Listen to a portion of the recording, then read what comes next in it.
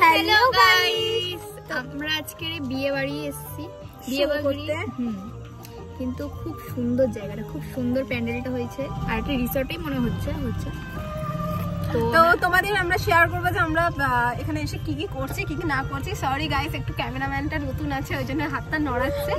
তোমরা পুরোটা দেখতে থাকো। আজকে আমরা ভীষণ এনজয় করবো। এমনিতে শো থাকার কারণে আমাদের কিন্তু বিয়ে বাড়ি সচরাচর যাওয়া হয় না। আজকে বিয়ে বাড়ি আজকে গাইস বিশ্বাস করো অনেক দিন পর আসলাম বিয়ে বাড়ি।